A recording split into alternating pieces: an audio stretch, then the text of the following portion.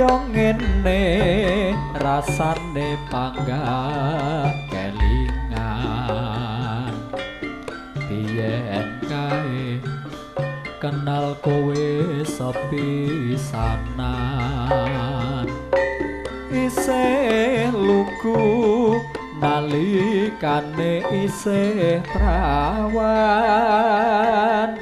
ngucap tresno nyekel tangan penasaran pancen jodoh aku kowe ora ngerti senadyan to biyen kae nate janji pungkasane dipundhut karo wong liya wis tak tampa tetep sabar nggonku nrimo saktenane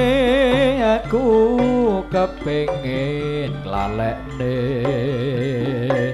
tresno lawas biyen aku karo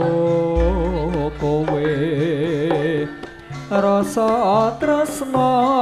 tak ilangi ora bisa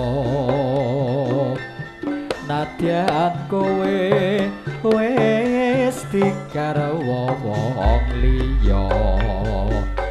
crita tresno tak kira cukup semene tak simpene nandang loro tak rasane neng kepiye aku kowe kerep weruh tresno lawas tukul malah dadi kesro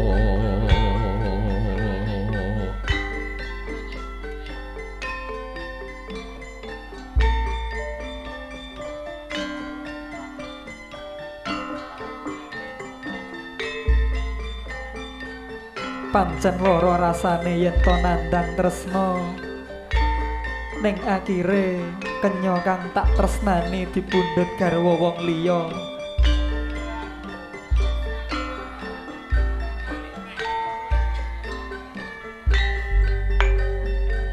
ning pancen sing jenenge jodoh kuwi ora ana kang ngerteni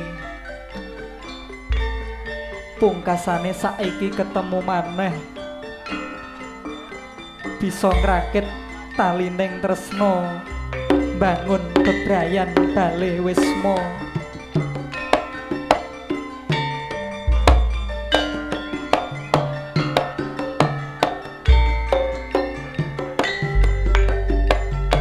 kaya ngene rasane panggah kelingan biyen kae kenal kowe sepisanan isih lugu nalikane isih prawan ngucap tresno nyekel tangan penasaran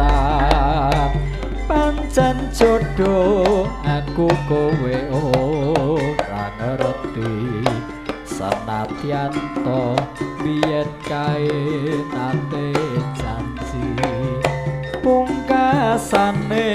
dipundhut karo wong liya wis tak tampa tetep sabar nggonku nrimo saktenane aku kepengin lalekne tresno lawas biyen aku karo kowe rasa tresno tak ilangi ora bisa nadyan kowe wis digarwa wong liya crita tresno tak kira cukup semene tak simpene nandang loro tak rasane ning kepiye aku kowe kerep weruh tresno lawas tukul malah dadi kesro satenane aku kepengin lalekne tresno lawas biyen aku karo kowe rasa tresno tak ilangi ora bisa nadyan kowe wis dikaro wong liya cerita tresno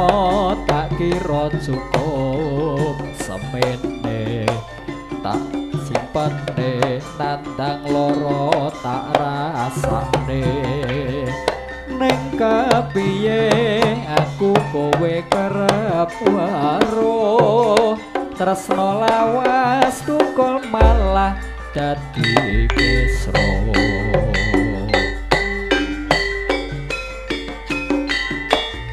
monggo Bapak sakmenika gendhingipun dipisane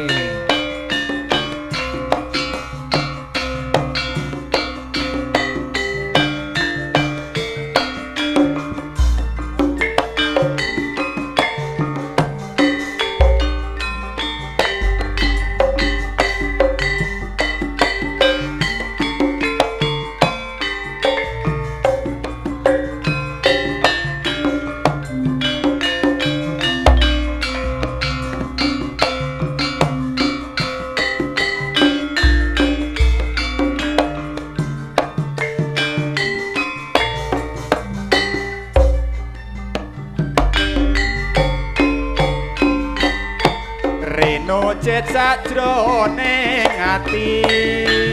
apa babat ten iki banyu mata awet tombo angimbui ana longso mapaning pinggiring desa isik melu mara tuwa katon apa dek biyene tresno iki dipisane kowe kena teko aku rungono ta ngis anakmu saben wanci tengah wengi sambat jerit ati iki apa merga mlarat bondo teko ninggal janji prasyo nurut marang wong tuamu dipisahne karo aku kowe kena teko aku rungokno ta ngis anakmu saben wanci tengah wengi sambat jerit ati iki apa merga mlarat bondo eko ninggal janji prasyo nurut marang wong tuamu dipisahne karo